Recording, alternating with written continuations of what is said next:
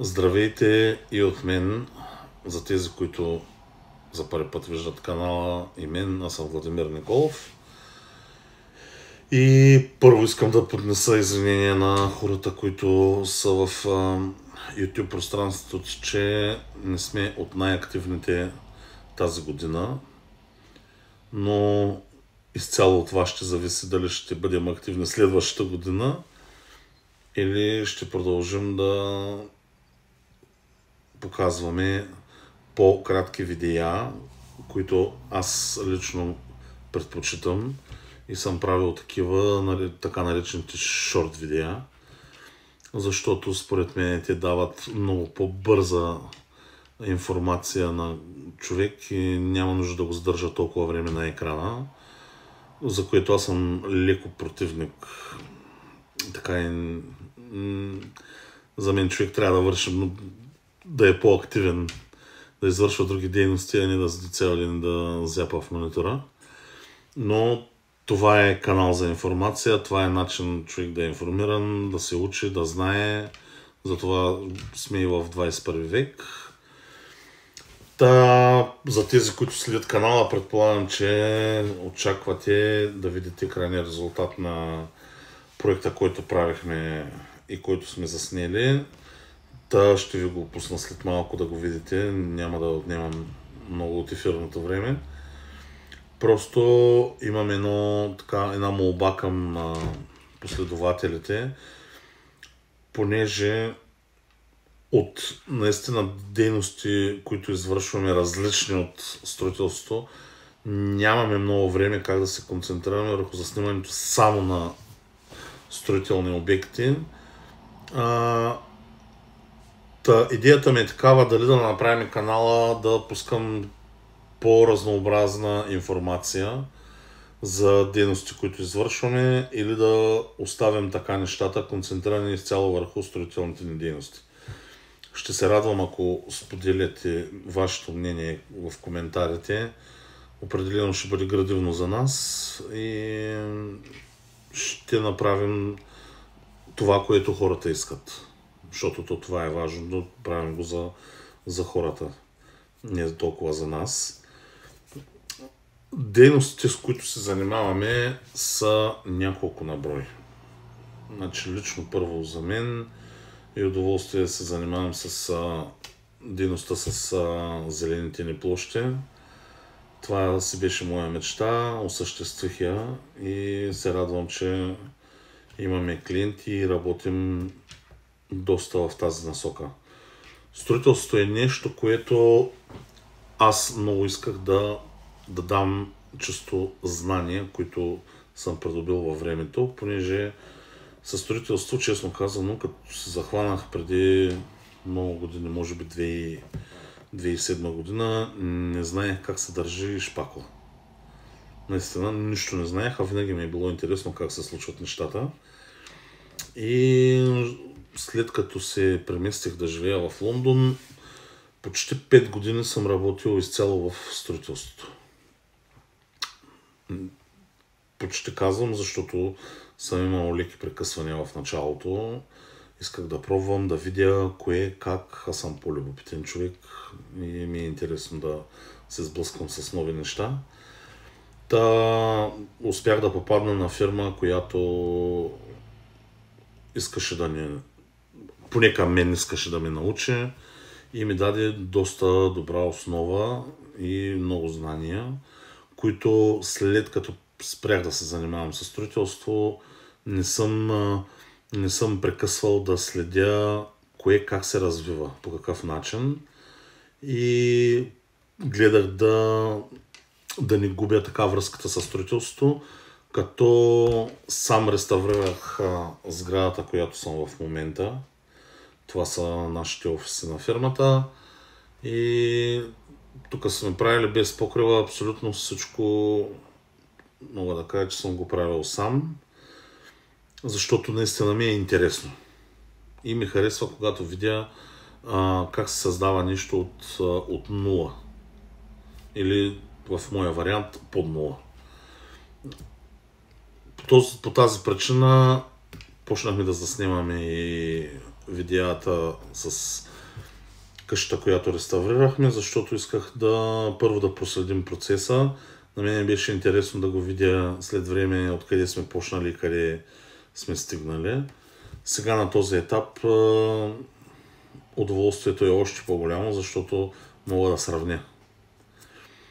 Нещо, което друго исках да направя е да увлека хора, млади хора, които им се работи, а няма откъде да вземат информация. И то често говорим, които са тук около нас, защото няма как да... Света е огромен, не можем да научим всички и няма и не е нужно. Но видях, че интерес на хората чисто от към това да се учат не е толкова голям. Интересът на хората е от заплащането. Какво ще получат като заплащане. Нали, това нещо от едно време, че човек трябва да чаракува година-две, за да се научи, го няма вече. А и наистина света, който живеем, няма как и да го има, защото всеки плаща сметки. И е нормално всеки да очаква да получи награда за труда си. За мен наградата винаги са били знанията. Никога не са ме водили паричните или финансовите награди. Те така или иначе идват. Това е неизбежно. Ако човек е добър в дадената сфера, няма как да не е възнаграден. Стига да е сериозен и последователен. Нямаше много кандидати за това да им покажа, науча. Сега в момента имам един покрай мене, който така го виждам, че с интерес поема знанията и то доста бързо, за което съм много щастлив. Да продължи така и занапред. Ако не, това, което е научил, определено му е още един занаят в плюс в този живот. Това са двете дейности, с които се занимаваме. Изключвам отдаването на инструменти под наем. Това е чисто услуга, която е в магазина. Там, освен да показваме нови инструменти или техника, как трябва да се работи с нея, няма кой знае какво да дадем като стойност на хората.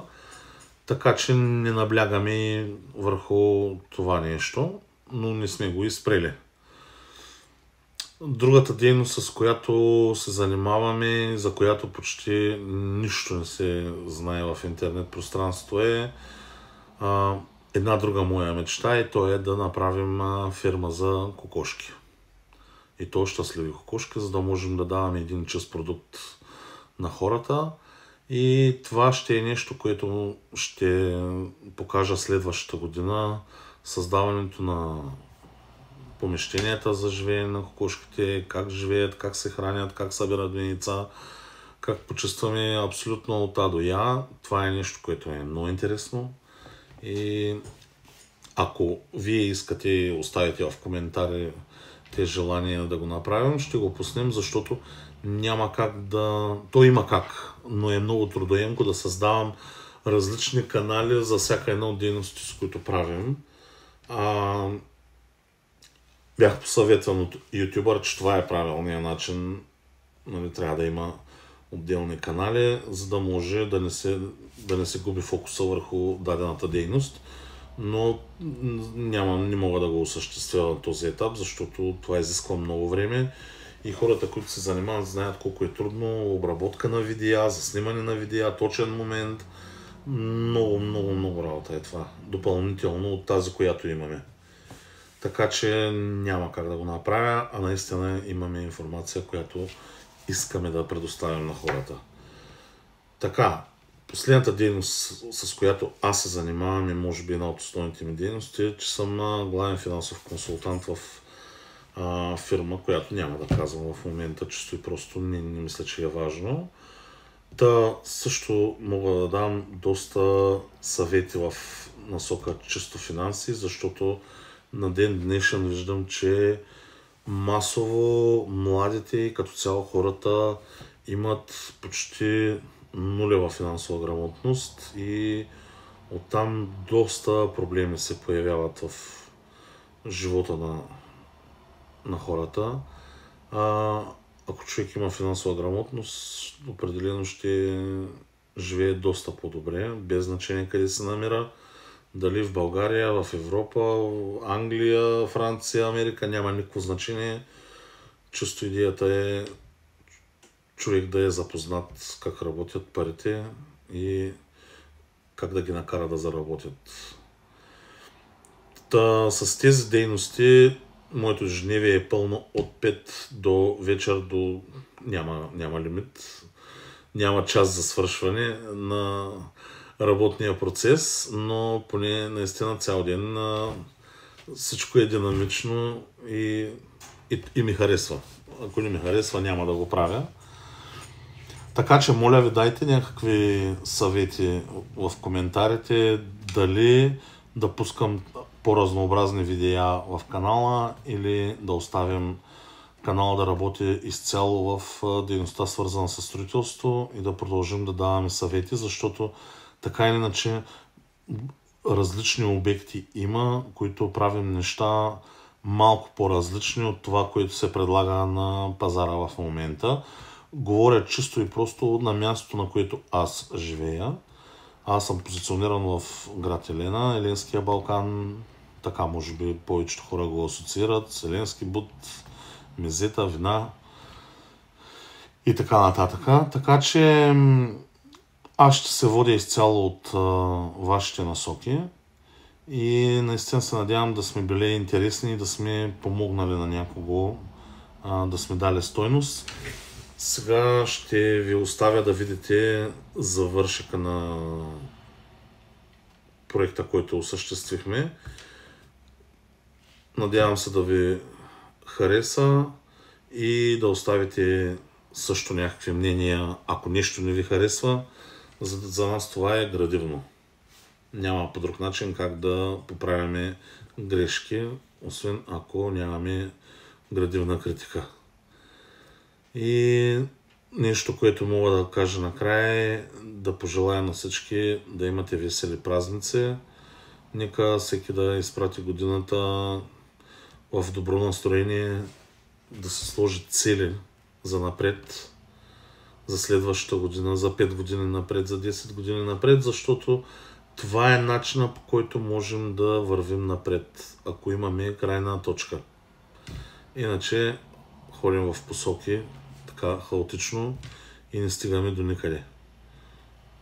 Така че с сложени цели на масата можем да ги следваме и да бъдем по-успешни.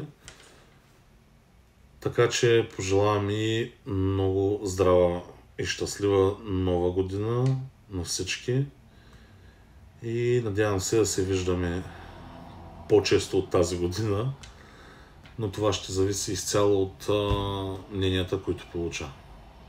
Оставям ви да разгледате къщата. Ladies and gentlemen.